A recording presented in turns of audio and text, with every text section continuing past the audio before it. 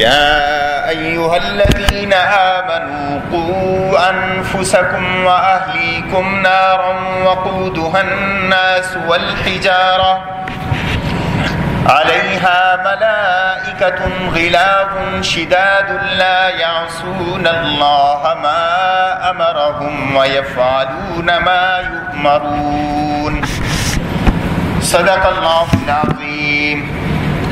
وعن أنس بن مالك رضي الله تعالى عنه قال ما رأيت أحدا كان أرحم بالعيال من رسول الله صلى الله عليه وسلم.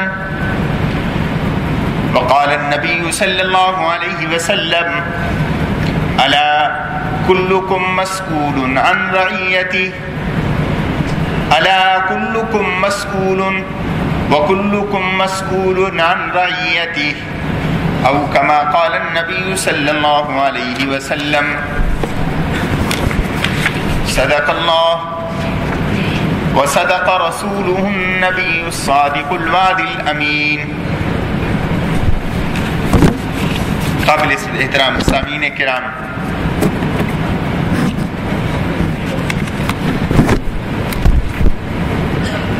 گزشتہ روز دنیا نے بچوں کے حقوق کا دن منایا، عالمی دن منایا 20 نومبر۔ سال بھر میں اقوام متحدہ نے اور دنیا کی اقوام نے باہم مل کر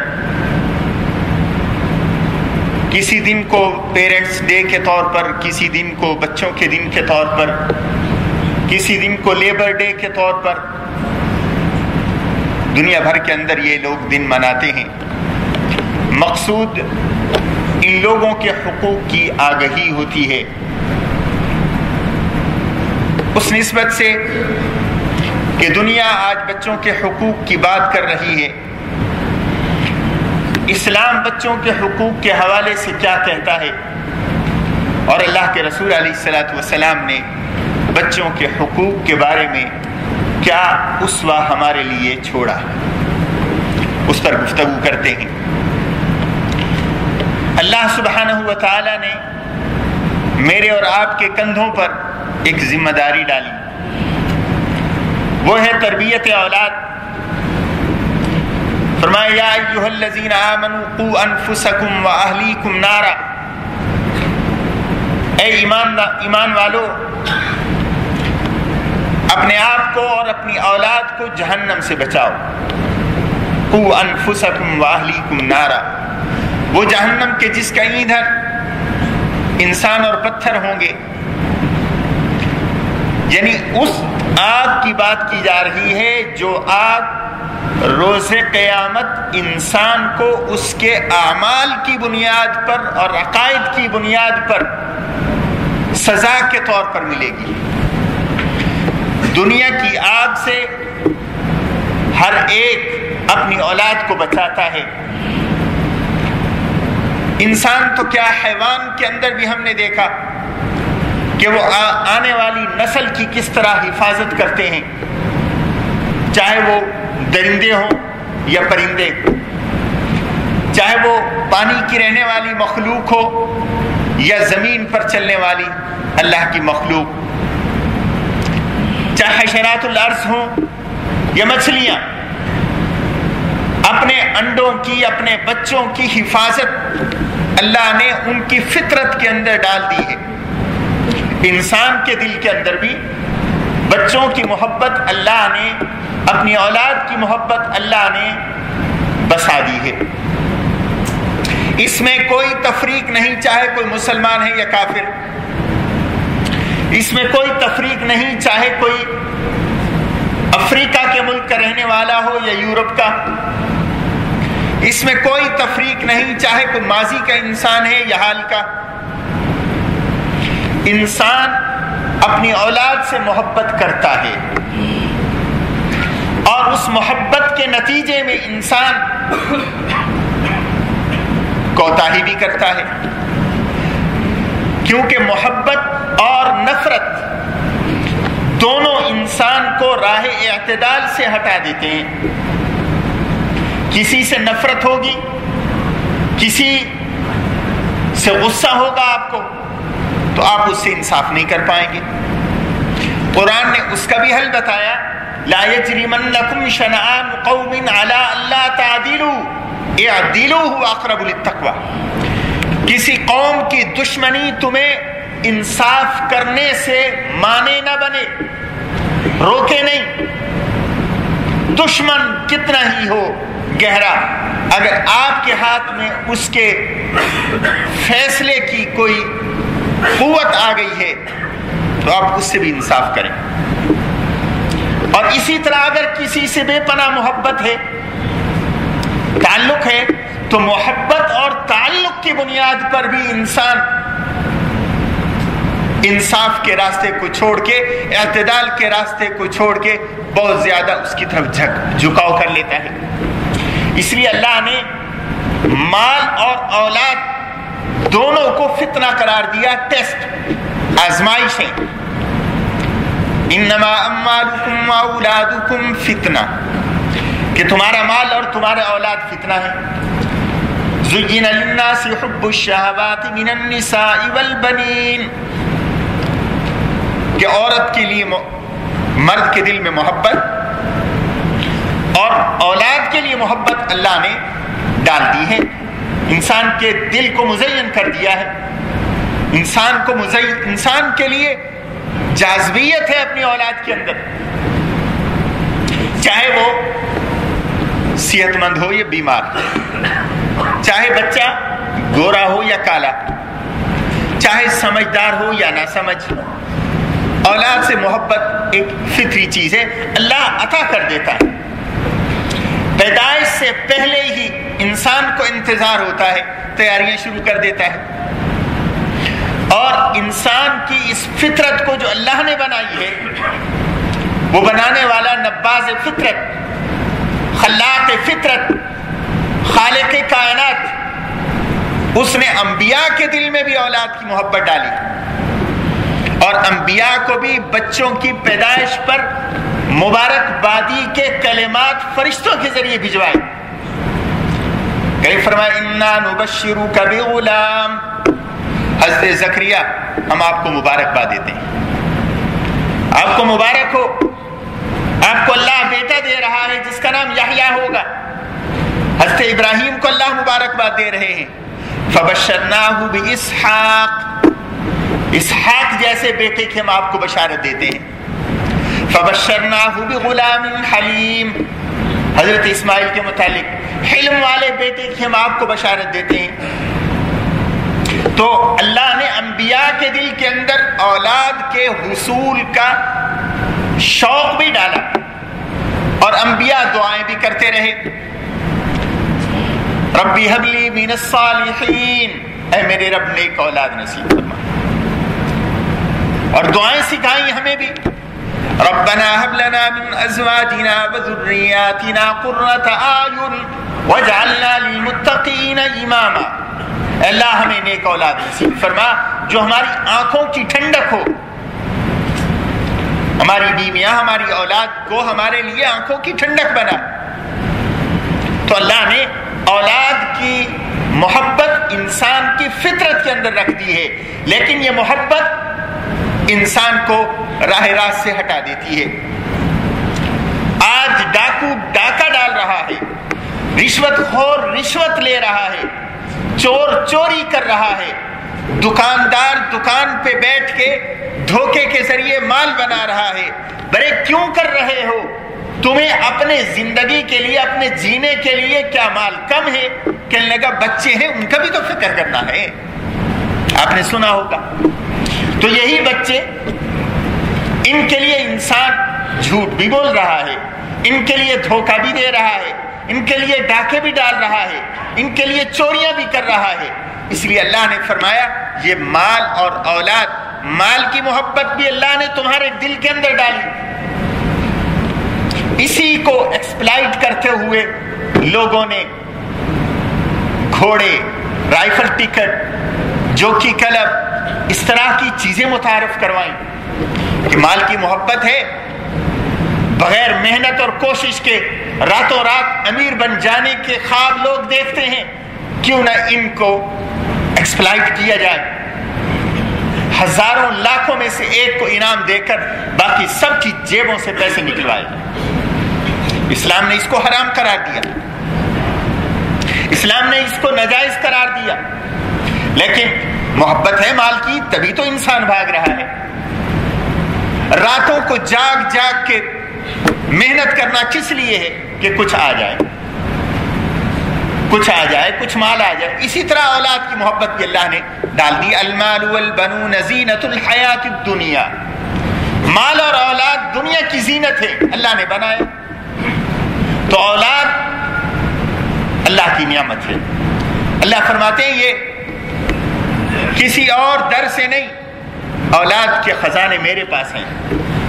یہب لمن یشاء اناثا ویہب لمن یشاء الذکور، وہ جس کو چاہتا ہے بیٹیاں دیتا ہے، جس کو چاہتا ہے بیٹے دیتا ہے، جس کو چاہتا ہے جوڑا جوڑا دیتا ہے، جس کو چاہتا ہے خالی چھوڑ دیتا ہے، نہیں دیتا، اس کا فیصلہ نہیں ہے، یہ اللہ کے اختیار میں ہے۔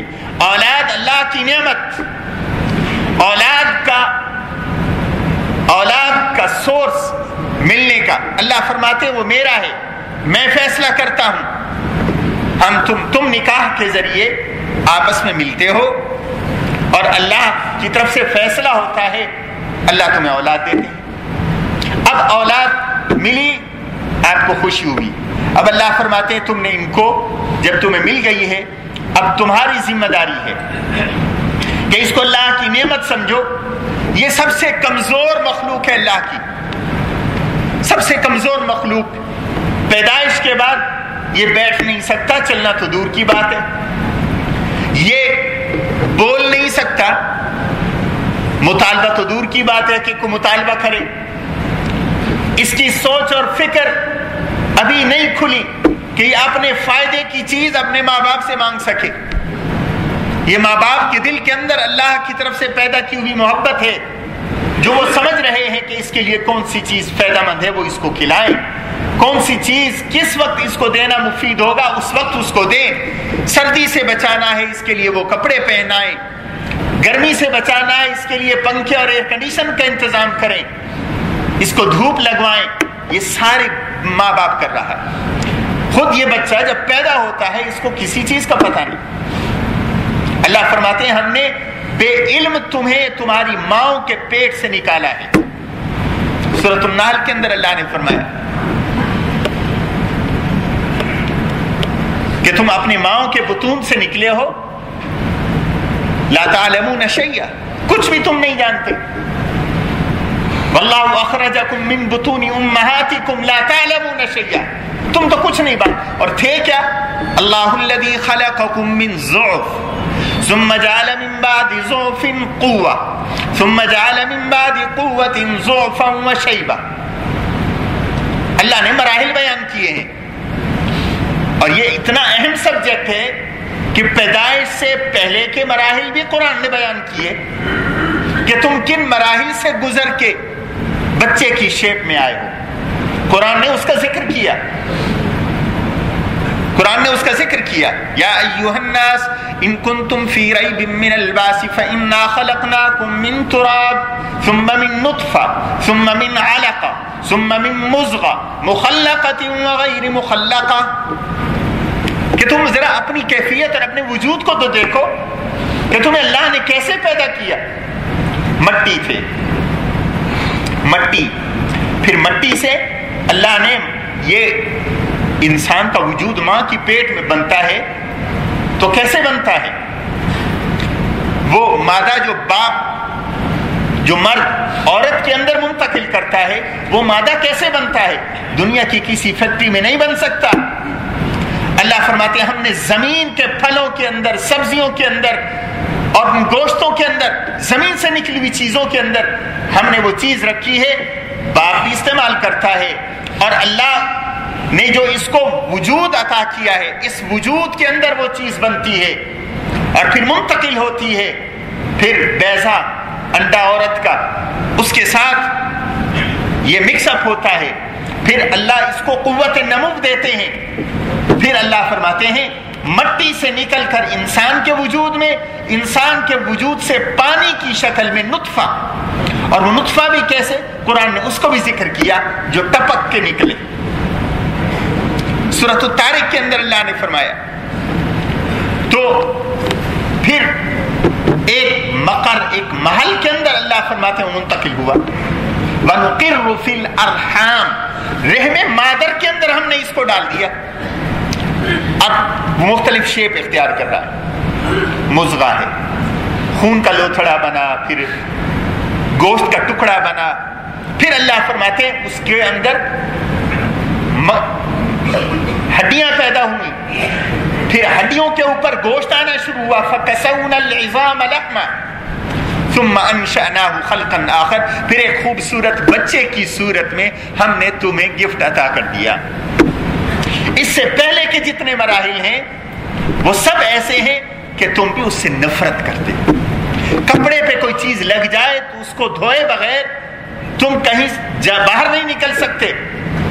لیکن یہی بچہ ہے جب اللہ ان سب مراحل سے گزار کے تمہیں بطور انعام کے تمہیں عطا کرتا ہے، پھر تم اس کو سینے سے لگاتے ہو، تم اس کو چومتے ہو، تم اس کو پیار کرتے ہو. اللہ فرماتے یہ تمہارا پیار کرنا بھی میری دی ہوئی دولت ہے.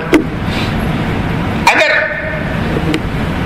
یہ پیار اللہ چھین لے، حضور صلی اللہ علیہ وسلم کے سامنے بچہ آیا، اللہ کے رسول علیہ السلام نے اس بچے کو اٹھایا، پیار کیا، بوسہ دیا. ایک بدوی بیٹھا ہے حضور کی مجلس میں، کہنے لگے یا رسول اللہ آپ بچوں کو پیار کرتے ہیں، ہم نے تو کبھی پیار نہیں کیا.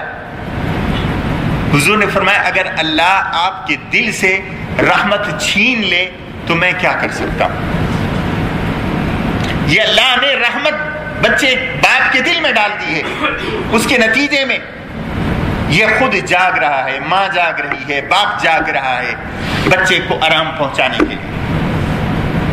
اب یہ تربیت، پھر تربیت کا دو طرح سے اللہ کے رسول علیہ الصلوۃ والسلام نے دو طرح سے انتظام کیا. ایک جسمانی تربیت اور دوسرا روحانی تربیت.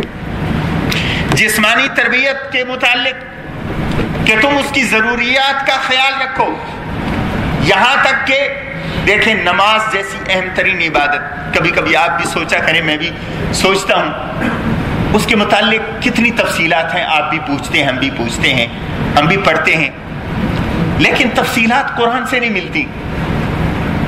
نماز میں کتنی رکعتیں ہوں گی، ان رکعتوں میں کتنے سجدے ہیں، کتنے رکوع ہیں، پورا قرآن آپ اٹھا لیں آپ کو نہیں ملے گا. رکوع کا ذکر تو ملے گا، سجدے کا ذکر تو ملے گا، قیام کا ذکر تو ملے گا، قعود کا ذکر تو ملے گا، لیکن اس کی ادائیگی کیسے ہے کوئی تفصیل نہیں. نمازیں کتنی ہیں کوئی تفصیل نہیں. لیکن بچوں کے حوالے سے ایک ایک چیز، بچے کی زندگی پر ماں باپ کے تعلق کا خاصا اثر پڑتا ہے. اس لیے ماں باپ سے اچھے ان کے باہمی حسن تعلق کا قرآن نے ذکر کیا. اور جب بچہ پیدا ہو جائے پھر اس کا ذکر کیا. اگر اختلاف ہو جائے تو بچے کی تربیت کس نے کرنی ہے، نان نفقہ کس نے دینا ہے، قرآن نے اس کا ذکر کیا. والوالدات يرضعن أولادهن حولين كاملين لمن أراد أن يتم الرضاعة. جب بچہ پیدا ہو جائے 2 سال تک ماں اپنے بچے کو دودھ پلائے. باپ کی ذمہ داری ہے ماں کو خرچہ دے، اچھی خوراک دے، تاکہ اس کے بچے کو صحیح نیوٹریشن ملتی رہے. آج سائنس نے آ کے بتایا کہ جناب بچے کے لیے ماں کا دودھ بڑا اہم ہے. ڈبوں کے دودھ صحیح، جانوروں کے دودھ صحیح، لیکن ماں کے دودھ کا مقابلہ نہیں. قرآن نے 1400 سال پہلے مسلمان ماں کو یہ بتا دیا کہ تم نے بچے کی نگہداشت کرنی ہے اور اپنا دودھ پلانا ہے. تاکہ طلاق بھی ہو جائے پھر بھی کہا کہ ماں سے بڑھ کر کوئی اور عورت نہیں ہو سکتی. اپنی ماں دودھ پلائے بچے کو 2 سال تک. یہ قرآن کا حکم ہے. تو اللہ نے بچوں کی تربیت جسمانی کی حساب سے بھی اور روحانی اعتبار سے بھی. اللہ کے رسول علیہ الصلوۃ والسلام ارشاد فرما رہے ہیں کہ تم بچوں سے محبت اور پیار کرو، اور جب ایک سے زائد اللہ بچے دیں تو ان دونوں میں تفریق نہ کرو۔ ہمارے یہاں کیا ہوتا ہے، کچھ بچے ننیال پہ جاتے ہیں، کچھ باپ اور باپ کے خاندان پہ جاتے ہیں، ایک بچہ زیادہ خوبصورت ہوتا ہے، ایک بچہ کم خوبصورت ہوتا ہے، تو گھر کے اندر ایک ماحول بن جاتا ہے، یہ بچہ بڑا پیارا ہے، یہ بچہ بڑا خوبصورت ہے، اور تو کالا ہے، اور تو اپنے ماموں پہ گیا، اور تو اپنے چچا پہ گیا۔ یہ وہ قرآن نے کہا اس طرح نہ کیا کرو، اس طرح بچوں کے ذہنوں میں فرق نہ ڈالا کرو، اور محبت اور پیار میں بھی فرق نہ ڈالا کرو۔ بعض ماؤں سے کوتاہی ہوتی ہے، جس بچے سے زیادہ پیار ہے اس کو زیادہ چیز دے دی، جس سے کم پیار ہے اس کو غصہ زیادہ کر دیا۔ نہ، پیار میں بھی تفریق اور تقسیم نہ کرو، ایک کے ساتھ زیادہ ایک کے ساتھ کم۔ ہاں یہ تو ہے کہ ایک بچے نے اچھا کام کیا اس کو اپریشیٹ کرو، دوسرا اچھا کام نہیں کر سکا اس کو ہدایت دو، اس کی رہنمائی کرو، پیار اور محبت سے اس کو سمجھاؤ۔ اسی طرح کچھ خاندانوں کے اندر لڑکیوں کو کمتر اور لڑکوں کو برتر سمجھا جاتا ہے۔ پیار کریں گے تو لڑکوں سے کہ جناب یہ بچہ ہے نا، آخر جی ہماری نسل اس سے چلنی ہے، یہ بچی اللہ کی رحمت ہے، اللہ کی طرف سے آ گئی ہے تو ہم نے سنبھالنا ہے۔ نہ، دونوں اللہ کی نعمتیں ہیں، دونوں اللہ کی رحمتیں ہیں۔ اور افسوس تو یہ کہ خود عورتیں، عورت ہو کے بچے سے زیادہ پیار، بچی کی نسبت بچی سے کم، یہ فرق نہ کیا کریں۔ تو اللہ نے، بلکہ جب اللہ نے اپنی نعمت کا ذکر کیا تو پہلے بچی کا ذکر کیا، یَهْبُ لِمَن يَشَاءُ إِنَاثًا، اناث کہتے ہیں بچیوں کو، عورتوں کو۔ اللہ فرماتے ہیں میں جس کو چاہتا ہوں بچیاں دیتا ہوں، وَيَهْبُ لِمَن يَشَاءُ الذُّكُورَ، پھر فرمایا کہ میں جس کو چاہتا ہوں بچے دیتا ہوں۔ ارے بچی نہ ہوتی تو یہ تم اور ہم کہاں پہ ہوتے؟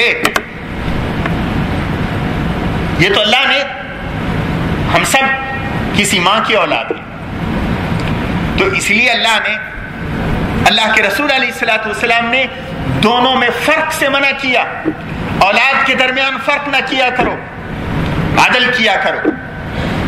اس لیے فرمایا کلکم راعی وکلکم مسئول عن رعیتی، تم میں سے ہر ایک راعی ہے اور ہر ایک سے اس کی رعیت کے بارے میں پوچھا جائے گا۔ ہو سکتا ہے کوئی شخص کہ جی میں بادشاہ تھوڑی ہوں کہ مجھ سے میری رعیت کے بارے میں پوچھا جائے گا۔ حضور نے فرمایا ایک مرد اپنے گھر کے اندر راعی ہے، اسے اس کے بچوں کے بارے میں پوچھا جائے گا۔ ایک عورت اپنے گھر کے اندر راعیہ ہے، وہ بھی مسئولہ ہے، اس سے بھی پوچھا جائے گا۔ اور پھر اللہ کے رسول علیہ الصلوۃ والسلام نے تربیت کے ڈھنگ بتائے، بچوں سے محبت کر کے دکھائی۔ اس لیے ہم کہتے ہیں اللہ کے رسول کو اللہ نے کامل نمونہ بنایا۔ بعض انبیاء ہیں جنہوں نے شادی نہیں کی، جیسے حضرت یحییٰ علیہ السلام، حضرت عیسیٰ علیہ السلام، کہتے ہیں ان دو کے علاوہ سب انبیاء نے شادی کی۔ شادی کرنا انبیاء کی سنت۔ اللہ نے اولاد بھی دی، حضرت عیسیٰ کی اولاد نہیں۔ حضرت عیسیٰ کے ماننے والے حضرت عیسیٰ کی زندگی سے بیوی کے ساتھ حسن سلوک کا کوئی اسوہ نہیں دکھا سکتے۔ کوئی دکھائیں؟ میں امتی ہوں اللہ کے رسول علیہ الصلوۃ والسلام کا، آپ امتی ہیں آقا انعامدار کے، آپ فخر سے کہہ سکتے ہیں کہ میں اپنی بیوی سے اس طرح سلوک کرنا چاہوں گا جس طرح محمد الرسول اللہ کا سیدہ عائشہ سے سلوک ہے، جس طرح سیدہ عائشہ سے محبت ہے، جس طرح اماں خدیجہ سے تعلق ہے، میں وہ دکھا سکتا ہوں۔ حضرت عیسیٰ کے ماننے والوں سے آپ پوچھیں کہ اللہ کے پیغمبر حضرت عیسیٰ کی زندگی سے بچوں سے محبت اور تعلق کا کوئی اسوہ دکھائیں، نہیں دکھا پائیں گے۔ ادھر سے آپ پوچھیں اللہ کے رسول علیہ الصلوۃ والسلام حضرت علی کی تربیت فرما رہے ہیں، بیٹوں کی طرح حضرت علی کی تربیت کر رہے ہیں، صحابہ کی تربیت کر رہے ہیں، فاطمہ، زینب، رقیہ، ام کلثوم کی تربیت کر رہے ہیں، پھر نواسے حضرت حسن اور حسین کی تربیت کر رہے ہیں۔ آپ کو اسوہ ملے گا یہاں پر۔ یہ حضرت علی جن کو اللہ نے بڑے شرف سے نوازا، پیدا ہوئے تو بیت اللہ کے اندر، مولود کعبہ کہتے ہیں، اور پھر شادی ہوئی، اس سے پہلے تربیت ہوئی تو آقا انعامدار حضرت محمد مصطفیٰ صلی اللہ علیہ وسلم کے دست مبارک سے حضور کے کزن تھے، چچا سے لے لیا، غریب تھے ابو طالب کا نام عبد مناف تھا، مشہور ہے کہ جناب عمران نام تھا، عبد مناف نام تھا، لے لیا، ان کی تربیت کی، اور پھر جب پہلی دفعہ دعوت دی حق کی طرف، توحید کی طرف، اپنی رسالت کے اقرار کے لیے، باوجود کہ بچے تھے، ہاتھ کھڑا کیا، کہنے لگے میں سب سے پہلے ایمان لانے والوں میں اپنا نام لکھواتا ہوں۔ تو تاریخ اسلام میں بچوں میں سب سے پہلے جس نے اپنے آپ کو اسلام کے لیے پیش کیا وہ حضرت علی المرتضیٰ، اور انہی کے متعلق حضور فرمایا کرتے تھے یہ مجھ میں سے ہیں، میں اس میں سے ہوں۔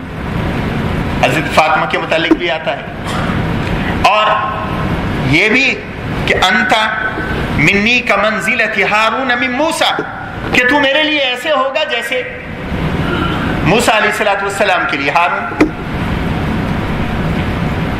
جب جھنڈا دینے کی بات آئی خیبر کے موقع پر حضرت علی کا انتخاب کیا، اور جب اپنی لخت جگر اور پیاری بیٹی کا رشتہ دینے کی بات آئی تو حضرت علی کا انتخاب کیا۔ خود بھی بچوں میں سب سے پہلا اسلام لانے والا علی، اور جو بیوی ملی جنت کی عورتوں کی سردار سیدۃ النساء اہل الجنہ ملی، اور اللہ نے جو بیٹے دیے وہ بیٹے بھی حسن و حسین سیدہ شباب اہل الجنہ، جنت کے نوجوانوں کے سردار ہوں گے تو حسن اور حسین ہوں۔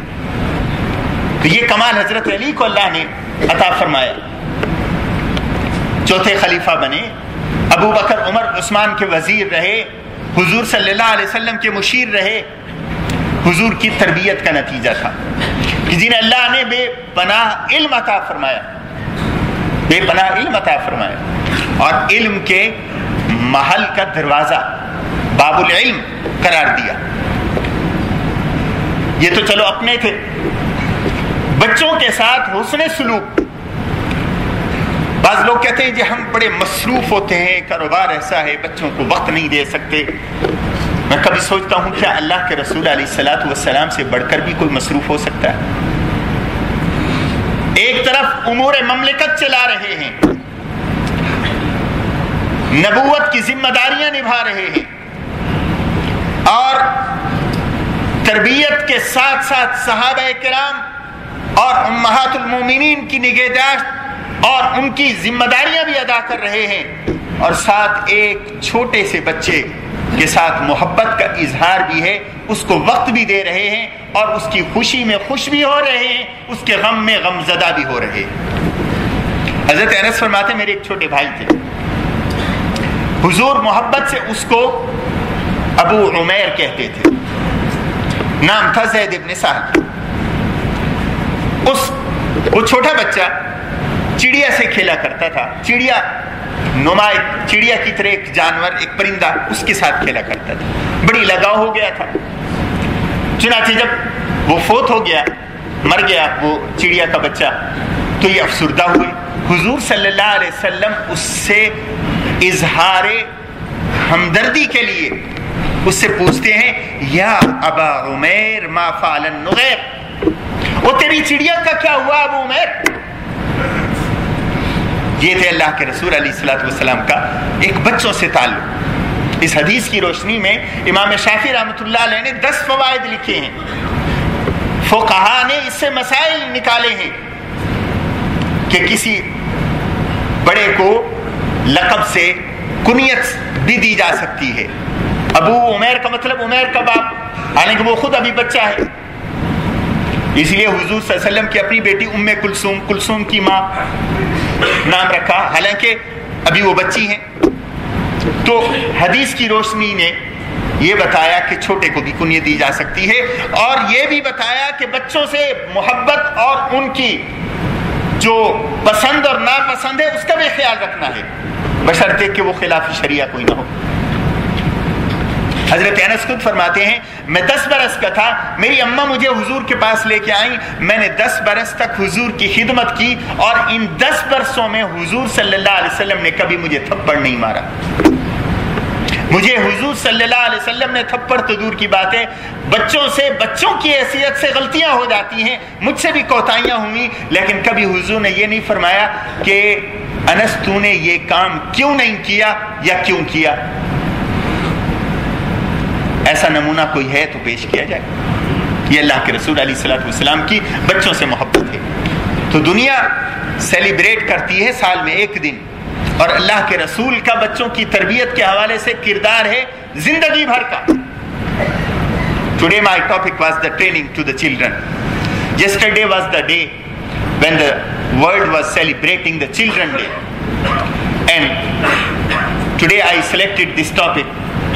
Indeed, the children are the gift of Allah subhanahu wa ta'ala. Allah subhanahu wa ta'ala has mentioned in Quran Kareem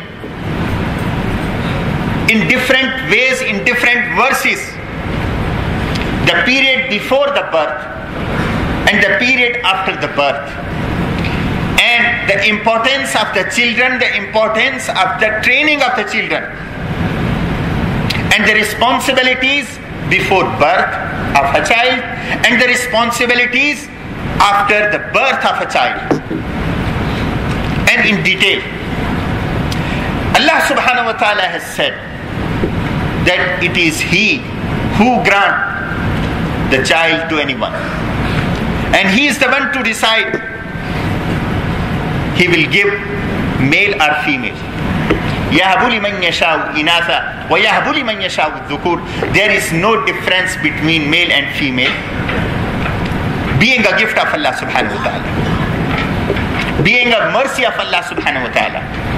And Allah subhanahu wa ta'ala gave glad tidings to His prophets even before the birth of the child. And the word Allah subhanahu wa ta'ala has used, فَبَشَّرْنَاهُ بِغُلَامٍ حَلِيمٍ وَبَشَّرْنَاهُ بِإِسْحَاقَ نَبِيًّا إِنَّا نُبَشِّرُكَ بِغُلَامٍ. We are giving to glad tidings. So when Allah subhanahu wa ta'ala give the child, then some responsibilities comes to the shoulder of the parents. For that Allah subhanahu wa ta'ala addressed to the believer, قُوا أَنفُسَكُمْ وَأَهْلِيكُمْ نَارٍ. O believer, you protect yourself and your children from the fire of hell. It means that training to the children, training of the children is the responsibility of the parents. They should not left on the mercy of Allah subhanahu wa ta'ala without training. Allah subhanahu wa ta'ala made the responsible to us, to all of you, and said, Rasulullah sallallahu alaihi wasallam said, kullukum ra'in wa kullukum mas'ulun an ra'iyati. Every one of you is responsible, and you will be asked about your responsibilities and about the responsibility. You have to take care of them, and you have to take care of their physical need and the spiritual need. And physical need, Allah subhanahu wa ta'ala has created the children of man in a weak condition. Allah says, Allahu alladhi khalaqakum min dha'f. Allah has created you from the weakness, and you are weak when you are born. Then Allah gives you power, strength. Then you become weak at the age when you are old. So this is the stage. Even before the birth, Allah subhanahu wa ta'ala has stated the stages, from sperm to different shapes and forms in the stomach of the mother, womb of the mother. Allah subhanahu wa ta'ala stated, when he is born, Rasulullah sallallahu alaihi wasallam said that you have to give the best name, and the name that is like to Allah subhanahu wa ta'ala. And the best name for male is Abdullah and Abdul Rahman. And tahmeed, aqiqah, shaving the head, and training and giving and feeding them from the mother. This is also mentioned in Quran Kareem. وَالْوَالِدَاتُ يُرْزِعْنَ أَوْلَادَهُنَّ حَوْلَيْنِ كَامِلَيْنِ. 2 years they have the right to be fed by their mothers. This is mentioned in Quran Kareem. Even today, if the science and the medical science, they have said, no, the children deserve to be fed from their own mother. But Quran has said 1,400 years ago. So it is the responsibility of the parents. And the same time, Allah subhanahu wa ta'ala has made responsible in spiritual field. And Rasulullah sallallahu alaihi wasallam has left his uswa, his character in training. And the first, Rasulullah sallallahu alaihi wasallam said, when a child is 7 years old, you have to bring them, you have to bring him to the masjid. He should look at the people who are praying to Allah subhanahu wa ta'ala. And he will be able to learn. That is why all of us, even those who were before us and those who will come after us, they are all learning salat when they look at the people who are praying. If someone say that I want to pray according to the hadith, you will not find a single hadith that shows from the beginning till the end of the salat the whole procedure. And it is not understood from the books. It is called ta'amul. So we learn salat when we look. Indeed, we learn later stage the evidence of qurud, evidence of qiyam, and the way of the prayer, the way of sujood. But in the beginning, the first we have to see at the people how they are praying. Then we learn. And that is why Rasulullah sallallahu alaihi wasallam said, you have to bring your children to show them the salat as they reach to the age of 10. And you have to ask them to pray. They should not leave the salat. And as they are adult, they should not feel the burden for the prayers. And for akhlaq, they should not be left that Allah will make them good people and we should pray and enough. No, it is your responsibility to have, you have to train. Rasulullah sallallahu alaihi wasallam trained Hazrat Ali al-Murtaza. And Hazrat Ali al-Murtaza came to Rasulullah sallallahu alaihi wasallam, he was a child. As Rasulullah sallallahu alaihi wasallam announced his prophethood, he was the one among the children who said, Ya Rasulullah, I say ashhadu an la ilaha illallah wa ashhadu anna Muhammadan Rasulullah. And Rasulullah sallallahu alaihi wasallam spending his time with the children. In spite of that, he is busy in different affairs of the state of Medina and in guiding the people. But he is spending the time with the children. Sometimes he is Hazrat Ibn Abbas, he is a child. And he is asking a question from Rasulullah sallallahu alaihi wasallam about the Aqidah. Rasulullah sallallahu alaihi wasallam took on the animals and asked him to sit behind me. And Rasulullah sallallahu alaihi wasallam is saying, Ya Ghulam, O child, in the way to train them, to address them. وَإِذَا سَأَلْتَ فَاسْأَلِ اللَّهِ. When you ask something, you ask from Allah subhanahu wa ta'ala. And when you seek the help, you seek the help from Allah subhanahu wa ta'ala. This was the way of the teaching to a child. And Abdullah ibn Abbas is learning from Rasulullah sallallahu alaihi wasallam. A child is sitting with Rasulullah sallallahu alaihi wasallam and he is eating. And sometimes he takes something from the other side, sometime from his own. Rasulullah sallallahu alaihi wasallam said, you eat from your own side and say Bismillah when you start. This was the way. Hazrat Anas said that I spent 10 years with Rasulullah sallallahu alaihi wasallam. When I came to Rasulullah sallallahu alaihi wasallam, I was only 10 years old. Rasulullah sallallahu alaihi wasallam was gifted by his mother. And Rasulullah sallallahu alaihi wasallam gave 3 du'as.